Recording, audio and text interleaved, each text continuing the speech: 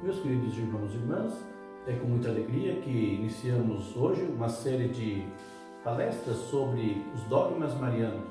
Meu nome é professor Alberto, ou Beto, como preferirem. Sou professor de filosofia e sou também formado em teologia pela Universidade de Salamanca. Tive a graça de ser convidado por Padre Michael para que possamos meditar um pouco nesse mês de maio, mês dedicado a Maria, sobre os dogmas marianos.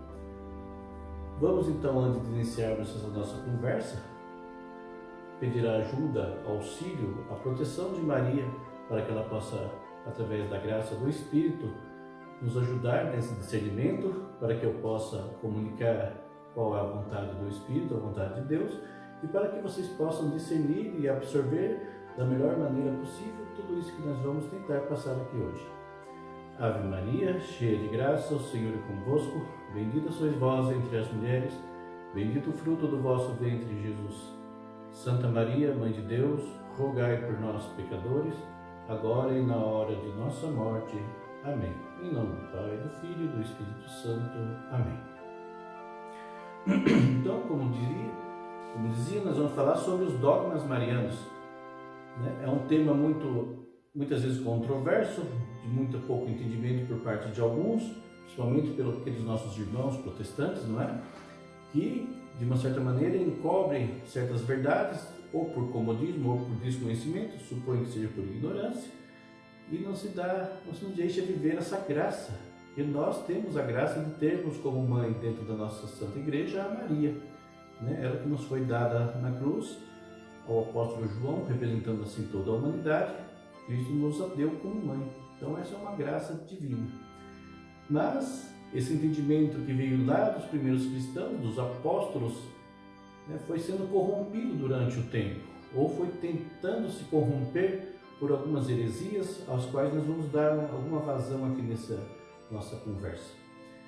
Antes de entrarmos totalmente nos dogmas, eu acho que interessante seria a gente dar uma explicação antes do que seria o dogma, do que é a tradição, a revelação, para que assim possa ser melhor compreendido toda essa teologia do dogma. Primeiramente, vamos falar sobre teologia.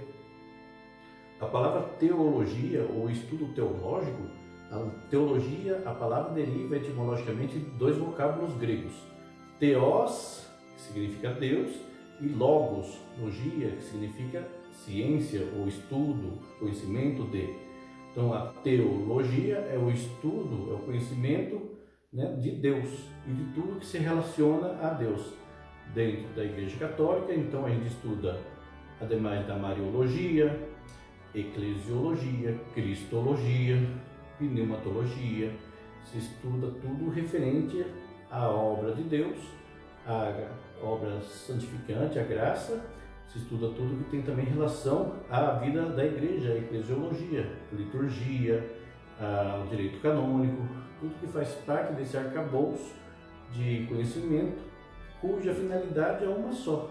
Toda a teologia, todo o estudo, toda a nossa vida, diria eu, deveria ter apenas uma finalidade. O fim último do homem é a glória de Deus. Somos feitos para a glorificação de Deus. Deveríamos formar ou converger a nossa vida, a nossa existência a esse fim. As coisas têm, às vezes, uma função segundo a finalidade da coisa. Um copo só tem noção de selo pela sua finalidade. A finalidade de um copo é levar algum líquido, levar-nos a beber a água. A finalidade do ser humano é para o que fomos criados. Fomos criados para a glória de Deus, para a glorificação de Deus. Dentro dessa perspectiva, o dogma, o que é? O dogma, ele é uma verdade revelada.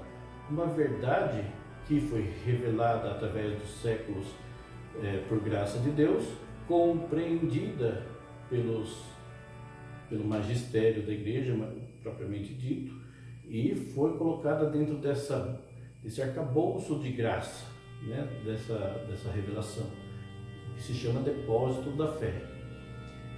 E o dogma em si, como verdade revelada, ele é intransponível, ele é uma verdade que não pode ser modificada. Com o passar do tempo, isso que eu chamei de magistério da igreja, que é formado por Papa, por teólogos, por toda uma camada, podemos dizer, pensante da igreja, qual é a finalidade desse magistério? Dar a explicar o dogma, não modificar. A igreja não pode modificar o dogma, é uma verdade revelada. Esse dogma, desse jeito, ele nos dá uma segurança enquanto igreja, né? Quando se fala de um evangelho, por exemplo, domingo o evangelho tal, ele é proclamado aqui em Itatiba e ele é proclamado em todo o mundo. Ele não se altera. Então nós temos essa ciência e essa segurança dentro da igreja. Isso se dá também em forma de doutrinária pelos dogmas. O dogma, então, é essa verdade que se pode fazer com ela, como não se pode modificar. O que o magistério faz através principalmente do seu corpo teologal, dos teólogos, é fazer com que esse dogma seja compreensível. Por exemplo, quando eu vos falo, creio eu que o meu discurso é compreensível, é inteligível. Quando eu falo, primeiro tem que ter-se o quê? Algumas condições, né? Uns condicionantes para que isso ocorra.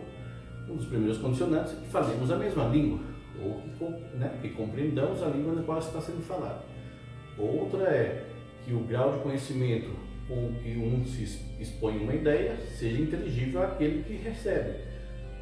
O receptor tem que entender de maneira mais ou menos clara aquilo que se é transmitido, porque senão a ideia fica vaga ou a ideia fica confusa, e não se passa de fato a ideia.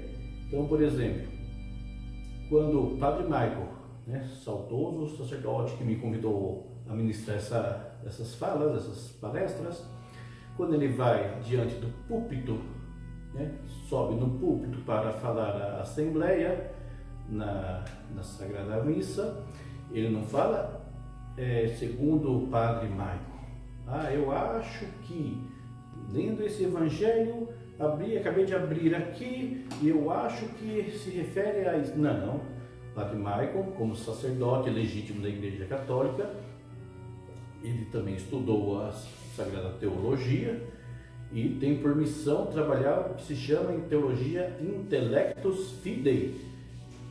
Ele é o responsável, o sacerdote é o responsável por passar a Assembleia. A Assembleia, no caso, faz o papel de auditus fidei. Ele é aquele que ouve a mensagem passada de forma inteligível e interpreta aquilo para a sua vida, né? Por isso também é interessante que quando o sacerdote celebra a missa, às vezes vemos que há diferentes públicos, não é? Tem a missa das 7, é um determinado público. São pessoas já mais idosas, tem uma determinada caminhada, uma experiência de vida, e suponho também uma experiência de fé diferente. Digamos, por exemplo, se for uma missa direcionada a um público, um encontro de jovens, uma missa com os catequizandos da paróquia, de primeira Eucaristia até do Crisma, o discurso será sobre o mesmo Evangelho, mas é dever de Padre Michael, pelo Intellectus Fidei, fazer com que a mensagem de Cristo chegue àquela Assembleia de maneira inteligível. Eles têm que compreender e depois colocar em prática dentro de suas vidas, segundo a sua capacidade, não é? De inteligibilidade, de idade, de compreensão, a ação. Então eles absorvem aquilo lá através do sacerdote. Friso que o sacerdote, então, ele não fala em nome dele. Ele fala in persona Christi. Ele fala em nome de Cristo pela igreja, através da igreja. Então ele é munido de um conhecimento, aquele conhecimento, ele é, digamos assim, universalizado, todos os sacerdotes estudam, porque dentro do chamado direito canônico, outra vertente do estudo teológico, que são as leis que prescrevem todo o agir do católico. A partir do momento que você é batizado, você entra na igreja como um membro efetivo, com a graça batismal, que te livra do pecado original, mas também te dá uns direitos e uns deveres. Isso é direcionado, é controlado, é estipulado pelo chamado direito canônico. Todos os sacerdotes da Igreja Católica, por direito canônico, têm que estudar no mínimo 6 anos de formação eclesiástica. sendo destes 2 anos de filosofia, 4 anos de teologia. Eu, por graça, né, do Divino Espírito Santo, fui seminarista durante 12 anos, dentro da ordem agostiniana, da qual tenho saudosa memória, e ali tive uma vasta formação. Tive 4 anos, né, de filosofia, mais 4 anos de teologia, mais 2 anos de noviciado, ou seja, foi um tempo realmente extensivo, mas um tempo de muita graça, onde pude beber de muitas fontes, né, de muito conhecimento, de muita graça, de muita oração. Depois Deus me levou a outros caminhos, né, mas aqui estamos para tentar fazer a nossa parte também.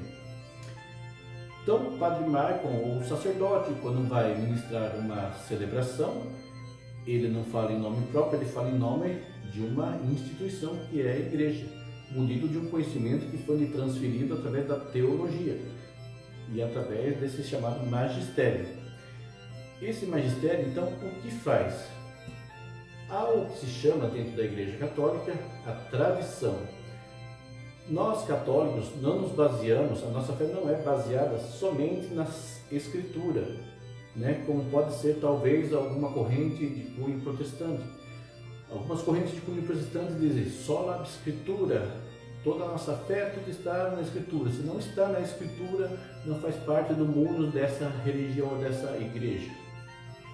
A Bíblia Católica, então, para nós, ela é fonte de revelação, mas não é a única fonte. Outra fonte da Igreja Católica é a chamada tradição, a sagrada tradição que remota do tempo dos apóstolos, é baseada em toda a vivência daqueles apóstolos que participaram da vida unida a Cristo e depois dele. Tudo que veio posterior aos apóstolos fazem parte do que é chamado sagrada tradição.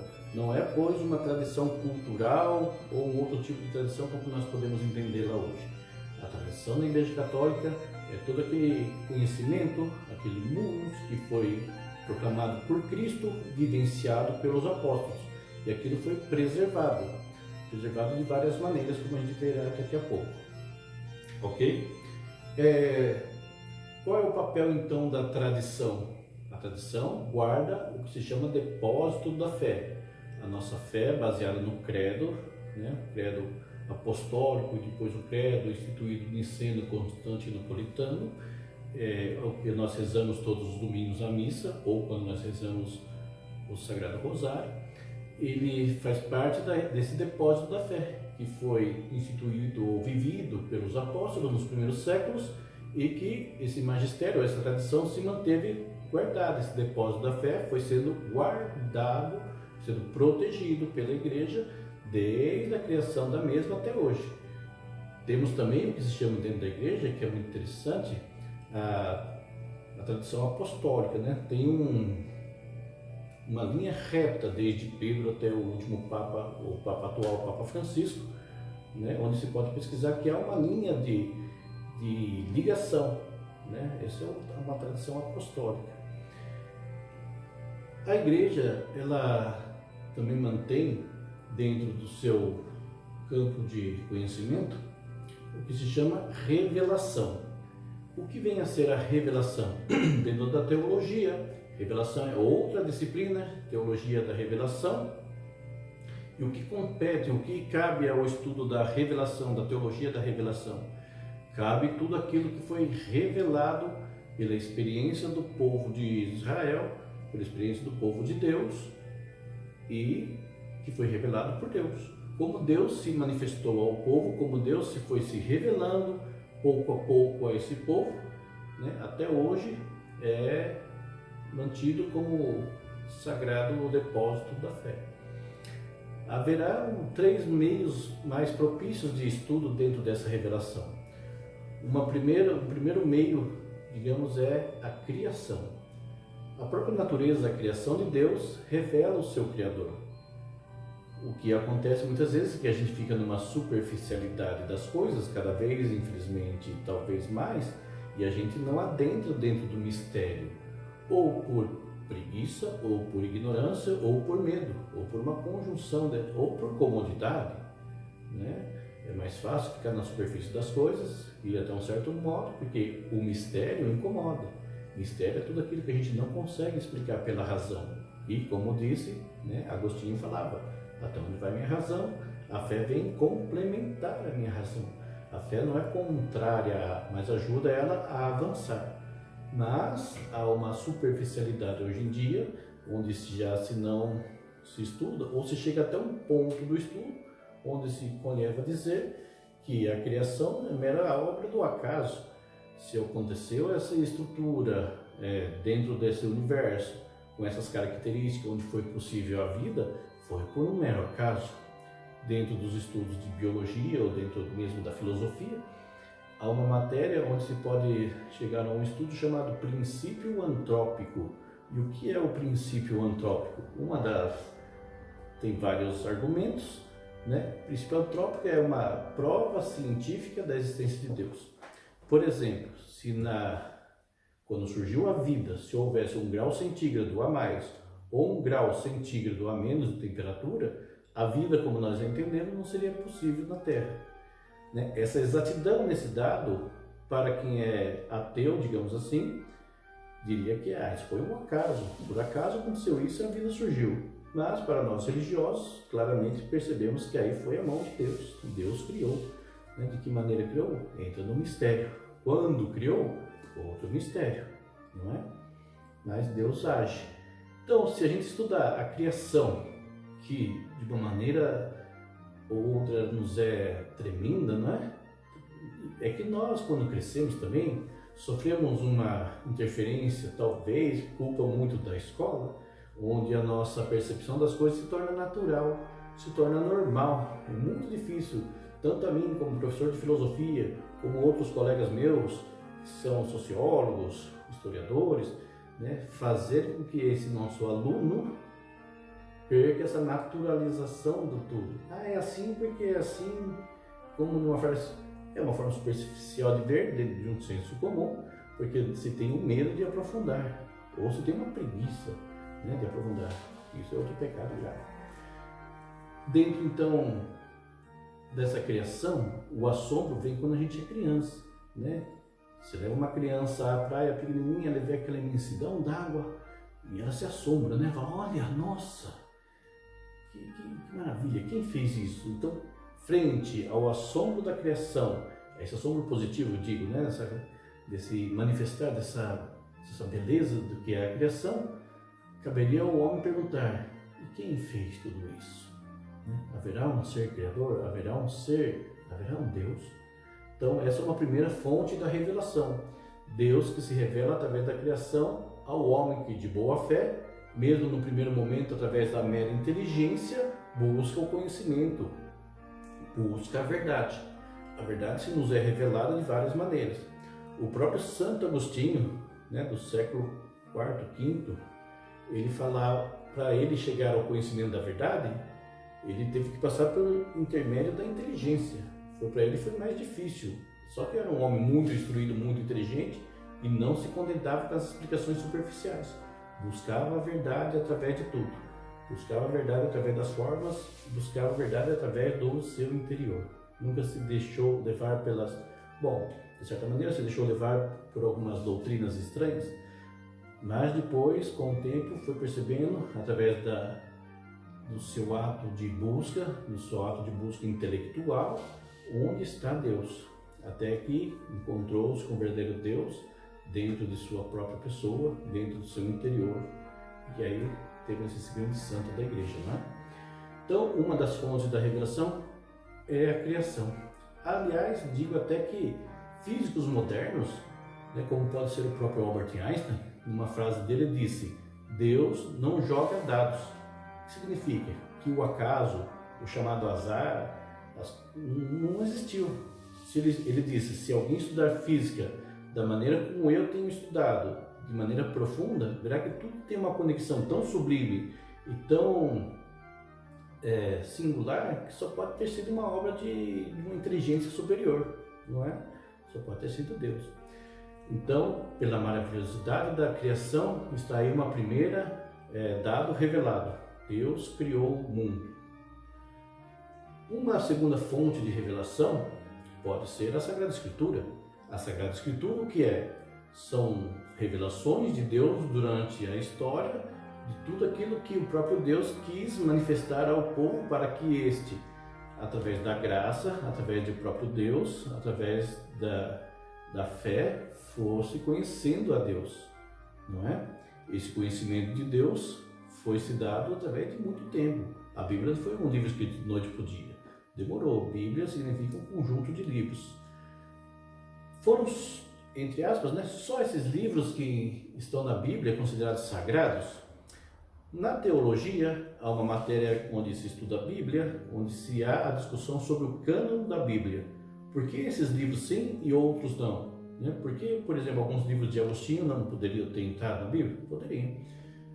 Mas houve um momento que acharam por bem fechar o cânon da Bíblia e pôr esses livros sagrados como sendo esses de maior capacidade da revelação de Deus.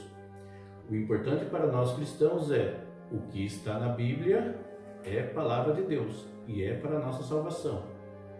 Se ocorreu de maneira histórica ou não, isso é outro dado. Poderíamos levar uma outra aula aqui falando sobre a verdade, o que é verdade empírica, o que é verdade teológica, né? Diferentes tipos de verdade. Mas o que há de verdade aqui na Bíblia teológica é a Bíblia está escrita para a nossa salvação. Quando você entra em contato com a Bíblia, se você tem uma questão intelectual muito avançada, pode ser até que te atrapalhe.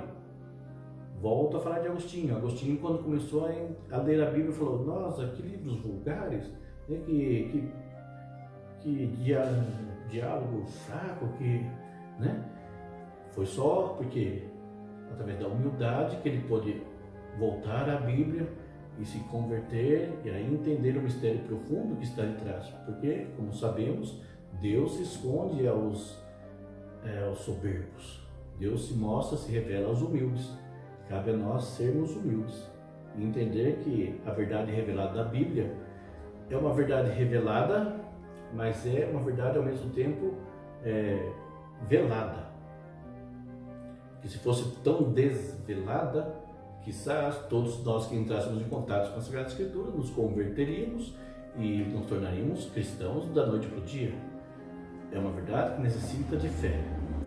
Então, a teologia, né, tem esse estudo sobre Cristo, a cristologia, e digamos assim, é o estudo principal, é uma fonte ou uma disciplina troncal dentro da teologia.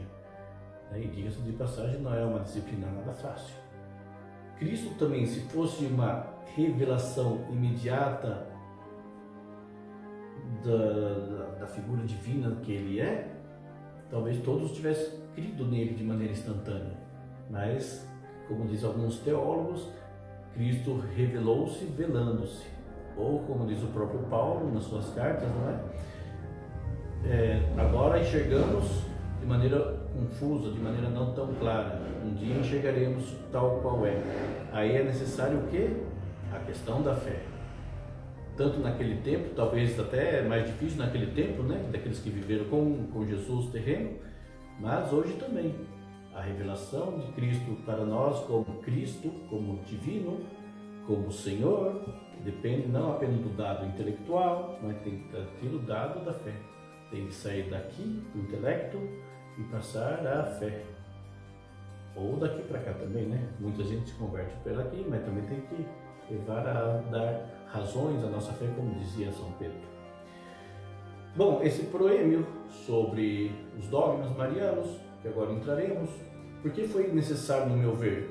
Porque o entendimento de um dogma como verdade revelada, como um princípio de fé inabalável, faz parte do arcabouço da Igreja. Mas o nosso tema, como falei no começo, é Maria, dogmas marianos.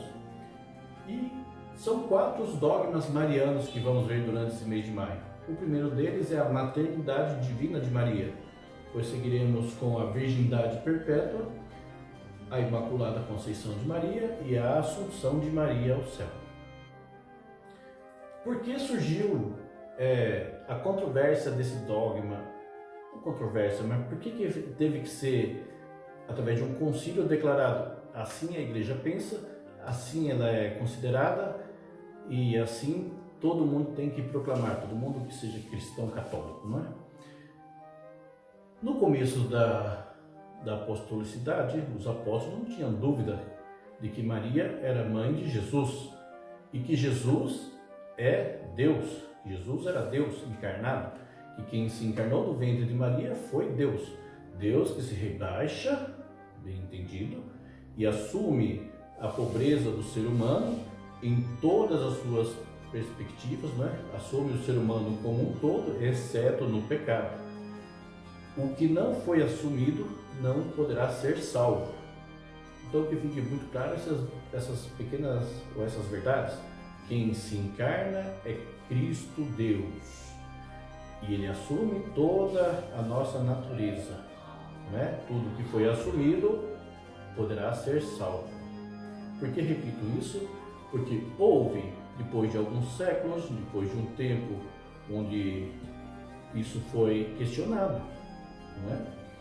Houve um patriarca chamado Nestório, dentro do seu clero, um outro presbítero chamado Atanásio, questionou essa verdade de fé da igreja. Como as verdades ainda não tinham sido totalmente escritas, eram de conhecimento geral, mas precisava algo mais pomposo, digamos, foi-se questionado a natureza, digamos, que a pessoa de Cristo tivesse de fato a natureza humana e a natureza divina numa só pessoa.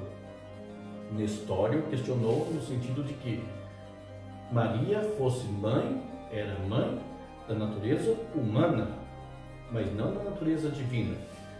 Cristo, digamos assim, Cristo existe desde sempre, né? Na carta de João, capítulo 1, fala: e no princípio era o Verbo, e o Verbo estava junto de Deus, e o Verbo era Deus. Quem é o Verbo? É Cristo, palavra de Deus encarnada. Então, Cristo, enquanto Verbo, segunda pessoa da Santíssima Trindade, existe desde sempre e para sempre. A geração de Cristo é uma geração perpétua, eterna, infinita em Deus, não é? Mas Deus quis que, para salvar o gênero humano do pecado, da culpa, né, dos nossos primeiros pais, de Adão e Eva, quis que seu Filho se encarnasse. E quando Jesus se encarna por obra do Espírito Santo no seio da Virgem Maria, ele se encarna com a sua pessoa na sua totalidade. Então Jesus é verdadeiramente Deus e verdadeiramente homem.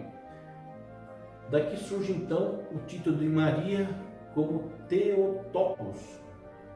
No Concílio de Éfeso, no ano de 431, combatendo essa heresia nestoriana, principalmente por Cirilo, patriarca de Alexandria, foi-se denominada então Maria como Theotokos. Theos, como teologia, vocês já sabem, Theos é Deus, Tokos, mãe.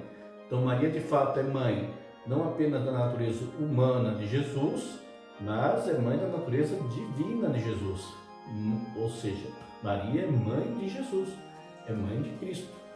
Então Maria é mãe de Deus. Então nós, cristãos católicos, quando falamos Maria é mãe de Deus, de fato cremos, né, por revelação, por dogma de fé, e Maria é mãe de Deus. A nossa igreja, né, entendida a Igreja Católica, ela é munida de uma cabeça e de um corpo. A cabeça da igreja, Cristo é Maria, Cristo é a cabeça da igreja. Nós somos os seus membros. Quando São Paulo, ainda chamado Saulo, indo para Damasco, né, caiu, onde muitos interpretam falam, caiu do cavalo, não há na Bíblia tal animal, nesse sentido, fala que Saulo, né, estava indo a Damasco e uma luz o envolve e ele ouve uma voz, uma epifania do Senhor, uma manifestação, onde ele escuta: Saulo, Saulo, por que me persegues? Quem é esse a quem Saulo perseguia? Era Cristo, mas Cristo já havia sido morto na cruz, não é? Mas ele fala: por que me persegues? Saulo perseguia aos cristãos, Saulo perseguia ao corpo de Cristo. Então Cristo, ele é cabeça e corpo. Não existe um corpo sem cabeça, ou uma cabeça sem corpo. A igreja forma parte então desse corpo místico de Cristo. Quando estava na teologia, havia um professor, né, que me dizia: a igreja é santa e pecadora. É santa na sua cabeça, em Cristo e em Maria, e é pecadora em todos os restos, né? Somos nós. Somos santos, a igreja é santa e não pecadora.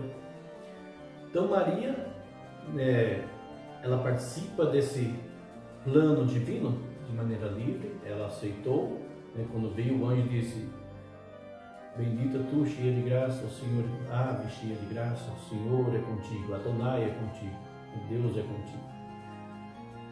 E ela falou: sim, aceito essa missão de ser a mãe do Salvador. Quando vai à visita a Santa Isabel, né, o primeiro milagre, digamos assim, de Jesus espiritual, é quando Maria saúda Isabel saúda Maria, e Isabel fala: bendita a mãe do meu Senhor, que fiz eu para merecer a visita da mãe do meu Senhor? E o menino estremece em seu ventre, né? E Maria então canta sua magnífica. Depois Maria, na concepção, nas bodas de Caná, em João, relata como que Maria foi em ordem natural, do milagre natural, quando deu um milagre espiritual. Maria foi uma figura central, né? O que ela disse nas bodas de Caná? Olha, filhão, acabou o vinho, né? É uma vergonha esse povo, onde a festa matrimonial durava em torno de 5 a 7 dias, era uma festa grande, o povo, um pai, porque quem tinha que assumir a parte financeira da festa eram os pais da noiva, oxalá ainda fosse assim, né, digo eu. Mas eles iam ficar sem vinho, ia ficar uma vergonha. O que fez Maria? Falou: filhão, está acabando o vinho, você não pode dar um jeito? E Jesus falou: mulher, minha hora ainda não chegou. Mas, obediente a Maria, sua mãe, ele acatou essa proposta. E a última fala de Maria nos evangelhos é esta: fazei tudo o que ele vos disser. Então Maria, a virgindade perpétua de Maria, a maternidade divina de Maria, ela só tem relação com a divindade pelo Cristo que se encarnou em seu seio. Foi Deus ali que agiu. Qual é a finalidade, pois, de Maria? É ser mãe. Qual é a sua missão? Ser mãe. Qual é a missão de Maria hoje na igreja? Ser mãe. E a missão da igreja também é ser mãe. E o que a mãe faz, o que Maria fez, apontou-nos ao Cristo, aponta ao Senhor e diz: fazei o que ele vos disser. Maria é, pois, então, um caminho seguro para nós cristãos chegarmos a Cristo. Uma obra que eu recomendo muito a leitura, já fiz a leitura antes, estou lendo esse mês de maio de novo, é o Tratado da Verdadeira Devoção da Santíssima Virgem Maria, de São Luís Maria Grignon de Montfort. É um livro pequeno, de compreensão muito clara, mas é um livro que nos dá uma abrangência de espiritualidade muito grande. E olha que eu já li muitos livros, para mim um dos melhores livros de teologia, de mariologia, com certeza que eu já li. Qual é a função de Maria? Levar-nos a Cristo. Diz São Luís: Maria é como se fosse um molde. Imagine um marceneiro, né, moldando uma obra, talhando uma estátua. Ele vai com cuidado com seus, né, cincel lá, batendo martelo de maneira muito cuidadosa. Qualquer erro que ele der, a peça é prejudicada, a peça é deteriorada. Dificilmente aquela peça pode ser reposta. Ela vai ser única, mas vai ser defeituosa. E se colocarmos no molde, não é? Coloquemos a obra para ser moldada, ela sairá sempre igual, sairá sempre perfeita, porque ela participou de um molde, é muito difícil errar. Maria, segundo São Luís, é esse molde, né? Nós adentrarmos dentro dessa concepção mariana, dentro desse ventre de Maria, como filhos seus, filho adotivo no Filho que é Jesus, somos convidados a sermos moldados por Maria. Esse molde ao qual somos chamados é feito de maneira extraordinária, né? Não há erro, não há, digamos assim, a finalidade, como eu disse, do ser humano é a santidade. A finalidade do ser humano é a glorificação do Pai. Somos chamados a sermos santos. Há uma maneira mais simples. A maneira mais simples, não fácil é consagrarmos a Virgem Maria. Maria é Mãe de Deus não só por tê-lo acolhido no seu seio e ser essa Theotokos, ser essa Mãe de Deus, essa maternidade divina. Ela também é Mãe de Deus porque primeiro o acolheu em seu coração. Quando houve o convite do anjo, Maria o acolheu. Maria foi feita para o depósito da fé principal, que é Cristo, dentro do seu ventre. Na teologia, trabalhamos um pouco esse mundo como sendo um mundo chamado empecatado. Já ouviu falar desse verbo? O mundo é empecatado, ele é encoberto por um pecado, o pecado original. Todos nós nascemos com uma concupiscência, né? Que ao longo da nossa vida vamos tentando combatê-la, vamos tentando minimizá-la, para que assim cheguemos à santidade, porque a concupiscência dos olhos, da carne, nos escraviza, o pecado nos escraviza. O pecado, por mais que pareça que somos livres porque sou capaz de, é o contrário, cada vez somos mais escravos dele. E a caminhada à santidade é a caminhada que nos faz odiar o pecado e buscar mais pela humildade e pela graça, através da igreja, a união com Cristo. Maria foi preservada desse mundo empecatado. Então, o dogma mariano da maternidade divina de Maria é isso, né? Maria é Mãe de Deus, Theotokos, Maria que foi guardada, preservada por Deus para essa missão, ao qual teve participação sua, assim como diz Santo Agostinho: Deus que te fez sentir, não te salvará sem ti. A participação nossa na obra de salvação é uma participação real. Se não fosse assim, seríamos como marionetes, não é? Seríamos marionetes ao qual Deus joga de um lado para o outro, mas que não haveria liberdade. Então, há sim a liberdade, como houve sim a liberdade de Maria em dizer sim a esse plano de Deus, ao qual impôs sobre toda a sua vida, né, uma missão de humildade, de sobriedade, de guardar tudo no seu coração. Mas hoje, meus queridos irmãos, Maria nos convida a, com ela, buscar o seu filho. Esse mês de maio, se você ainda não começou a sua peregrinação, já passou da hora, comece desde já. Busque em Maria um campo seguro, né? Como eu falei aqui no começo, eu sou formado em teologia e isso me dá uma certa autoridade. É o que se chama, dentro da lógica, na filosofia, figura de autoridade, o argumento de autoridade. A pessoa que ouve alguém que tem alguma autoridade, né, dentro de certos campos, falará: essa pessoa falou, logo supõe ser uma verdade. Maria é essa figura de autoridade, ao qual nós podemos nos apoiar, nós podemos adentrar nesse seio de Maria, nós podemos com ela chegar mais facilmente à santidade, que é o encontro de seu Filho. Diz de uma maneira bem explícita São Luís: se a devoção à Santíssima Virgem não for cristológica, não levar a Jesus, deve ser extinta. Jesus é o fim último da devoção de Maria. Então, ter fé em Maria, meus queridos irmãos, é ter fé em Cristo. Seguir a Maria de maneira verdadeira, sem pietismos, é seguir e servir a Cristo, não é? Infeliz daquele cuja igreja, digamos, não tem mãe. Uma igreja que não tem Maria como mãe, tampouco terá o vinho da boda de Caná, não é? Esse vinho que vem trazer-nos alegria. Imagina a tristeza que será esse grupo. Nós não, queridos. Nós temos a Maria como mãe e, ademais de tê-la como mãe, a temos como intercessora.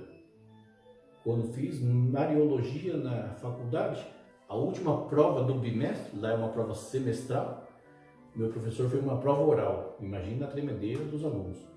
E nessa prova oral, a pergunta dirigida a mim foi: Maria é intercessora? Maria é corredentora? E a minha resposta, claramente lembro, foi sim e não. E o professor naquele momento falou: opa, ele parou e falou: opa, isso me interessa. Não sei qual foi a resposta dos outros, né? Falei: isso me interessa, como assim? Falei: Maria não é corredentora entre nós e Deus. Somente Cristo é o Redentor da humanidade, que fique bem claro. Maria é redentora entre nós e seu Filho. Maria, então, nesse sentido, seria a co-redentora. Ela nos leva de maneira mais facilmente a Cristo. Então, eu os convido a abrir os corações a essa mãe, né, piedosa, a essa mãe que nos ama, a essa mãe que nos acolhe em seu seio, que quer com que todos nós sejamos salvos por seu Filho e quer nos levar a Ele, através do nosso sim, através da nossa entrega a ela. Uma das maneiras muito bonitas de começarmos a fazer essa entrega é através da récita do Rosário, uma oração simples, de fácil acesso, de acesso a todos, né? E que tem uma profunda significância cristológica. O centro das Aves Maria, para quem não prestou atenção numa reza da Ave Maria, é Cristo, né? Bendito o fruto do seu ventre, Jesus. Então, o Rosário é uma oração mariana, mas cristológica em seu centro, em seu cerne. Então, eu convido vocês, nesse mês de maio, se já não o fazem, começar a fazer, né, a oração do Rosário durante todos os dias. É uma oração que nos toca bem de perto ao coração. E aproveitando, né, esse tempo que estamos reclusos por essa enfermidade que está aí, por esse vírus, por essa pandemia, ao qual somos obrigados a ficar em casa para proteger-nos, né, a nós e aos demais, por que não, em vez de ficarmos tanto tempo presos a coisas fúteis, como pode ser uma televisão, tanto tempo, ou outras coisas, por que não nos prendemos um pouco à oração? Por que não nos deixamos levar pelo Espírito? Né? Se estamos aí entrando em contato conosco mesmo, sejamos fortes, sejamos corajosos, deixemos um pouco tempo para pensarmos em nós mesmos e a nossa família e levarmos sempre conosco a esse encontro a Maria. Porque quando formamos uma família, marido e mulher, eles não são apenas eles. Marido e mulher têm que ter em seu conjunto, em seu coração, o mesmo objetivo, que é Deus. Meu objetivo como marido é levar minha esposa à santidade e o nosso objetivo como casal é levar nossos filhos à santidade. E qual o melhor caminho para chegar a esse propósito, a essa finalidade, senão por intermédio de Maria? Então, meus queridos irmãos, eu agradeço muito a atenção de vocês, espero que tenha sido frutuoso esse nosso diálogo, não é? A princípio era para ser uma live com respostas, perguntas e respostas, mas achamos que seria um pouco melhor, por questão de tempo, por questão de praticidade, ser um vídeo mais dialogado em forma de uma palestra, de um vídeo apenas. Vamos pedir então que Maria, em sua graça, nos acolha, que Maria possa, com o seu manto, nos cobrir e que sempre confiemos em Maria de maneira perfeitíssima, que nos leve ao conhecimento de Jesus, ao encontro de Jesus, porque, se não sabeis o digo, a finalidade da oração, a finalidade da meditação, a finalidade é o encontro com Cristo. Nós encontramos na oração, na meditação, a uma pessoa, não a uma ideia, não a um conjunto de normas e leis, a uma pessoa que é Cristo. Toda a finalidade da nossa vida, da Eucaristia, da catequese, da nossa oração, então, é Cristo. Com benevolência há se nós seguirmos a Maria nesse caminho. Então vamos terminar essa nossa fala, pedindo que ela interceda por todas as famílias desse momento, que nós possamos ser espelhados nela e que ela possa nos abençoar sempre. Ave Maria, cheia de graça, o Senhor é convosco, bendita sois vós entre as mulheres, bendito o fruto do seu ventre, Jesus. Santa Maria, Mãe de Deus, rogai por nós, pecadores, agora e na hora de nossa morte. Amém. Nossa Senhora do Belém, tornai tudo em bem. Em nome do Pai, do Filho e do Espírito Santo. Amém.